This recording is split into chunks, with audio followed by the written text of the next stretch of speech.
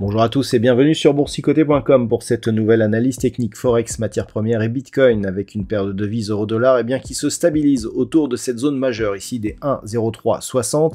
C'est une zone qu'il faut absolument surveiller puisque c'est celle qui justement était support puis résistance d'un point de vue moyen terme ici sur ces deux phases, on le voit bien, hein, donc des points bas que nous avions eu en 2015 ici et 2016.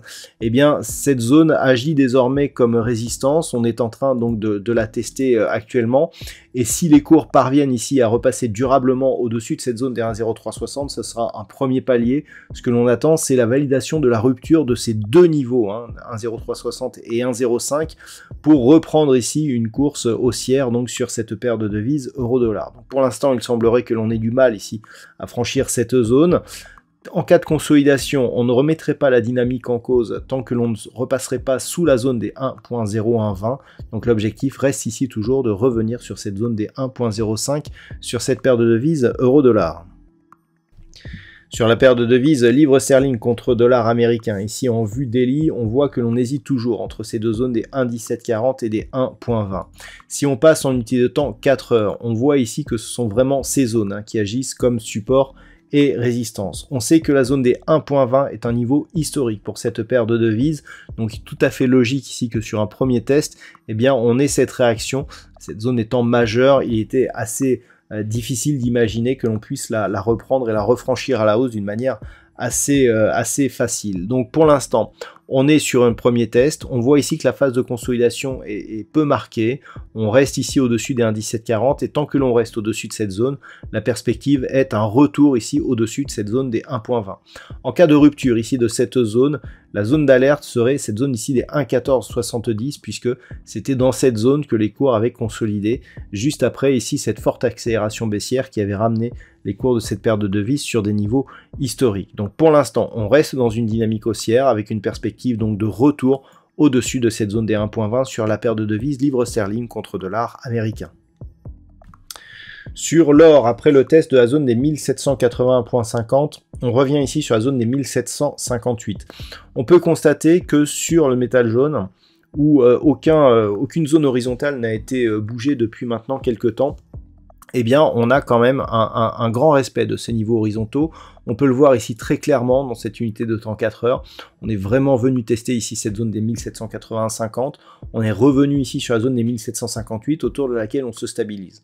Clairement, même si on casse ici la moyenne mobile 20 exponentielle et que dans cette unité de temps 4 heures, on revient sur cette bande de Bollinger inférieure.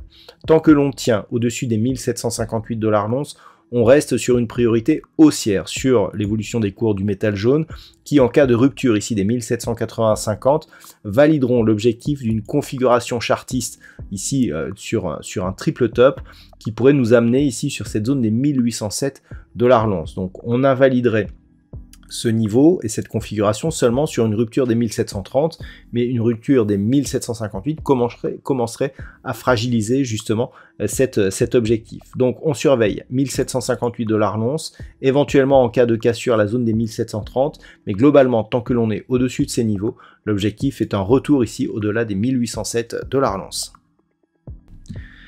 Sur le WTI, cela faisait quelques jours que l'on observait des oscillations ici entre 84 et 93 $ le baril. Il semblerait bien que les cours de WTI soient en baisse. Alors, cela est dû aussi aux dernières déclarations de la Fed qui considère que le fait d'avoir une récession serait un moindre mal pour juguler l'inflation. Qui dit récession dit une baisse de la demande de pétrole et donc forcément une baisse des cours. Donc c'est un petit peu, je dirais, cette évolution qui confirme que c'est ce qui a inquiété les marchés aujourd'hui. Donc au niveau du WTI, d'un point de vue moyen terme, on est dans une phase de neutralisation, je dis bien moyen terme, tant que nous sommes entre 75 et 93,50 $ le baril. Donc pour l'instant, on ne fait que casser la zone médiane ici de cette zone de range pour revenir dans la partie inférieure. Ce qui veut dire que selon les oscillations que vont prendre ce WTI, on va plutôt regarder vers le bas. Globalement, tant que l'on est au-dessus des 75 $ le baril, on reste ici dans ce biais neutre. On n'aurait qu'une accélération baissière que sur franchissement ici de cette zone, et à l'inverse, si les cours repassent au-delà des 84, eh bien on sera toujours dans ce range, mais dans lequel on continuera à regarder plutôt vers le haut. Donc je dirais que à part ici cette petite accélération baissière, eh bien c'est statu quo sur les cours du WTI. Et puis enfin sur le Bitcoin, eh bien il semblerait que l'on se complaise ici dans la phase de baisse actuelle. Aucun mouvement de rebond suite à la forte baisse qu'a enregistré cette monnaie. Donc on est parti ici de cours supérieurs à 20 000, on était à 21 000, un peu plus de 21 000. On est redescendu ici, on est venu toucher 15 500 et puis on se stabilise ici autour des 16 600. Donc globalement, la zone d'alerte elle est à 15 800. C'est, je dirais, la prochaine zone d'alerte que nous avons pour une éventuelle poursuite du mouvement baissier. Tant que l'on est au-dessus, mais qu'on ne dépasse pas cette zone de point haut ici, qui se situe grossièrement à 18 000 $ pour un Bitcoin, eh bien on est dans une phase ici de neutralisation, mais d'une dynamique qui reste baissière. Un peu comme ce que nous avions eu ici précédemment, où les cours du Bitcoin avaient consolidé ici après une forte baisse. Hein. Alors on va peut-être mieux le voir voilà, en daily. On était passé ici de 30 000 à 20 000 et ensuite pendant quelques mois, eh bien, on avait consolidé aussi autour de la zone des 20 000. Eh bien, on a l'impression que on prend le même chemin. On voit ici d'ailleurs, on avait une grosse baisse et puis ensuite une phase de temporisation. Donc pour l'instant, on est dans le même type de marché. Donc globalement, ça reste baissier. Tant que l'on ne dépasse pas donc la zone eh bien, indiquée, ça veut dire qu'il n'y a aucune velléité haussière donc, sur cette crypto-monnaie et donc aucun espoir de repartir à la hausse. Donc en cas de rupture par contre de cette zone des 15 800 $ pour un Bitcoin, eh bien, on pourrait venir toucher des niveaux inférieurs à 15 000 et notamment 14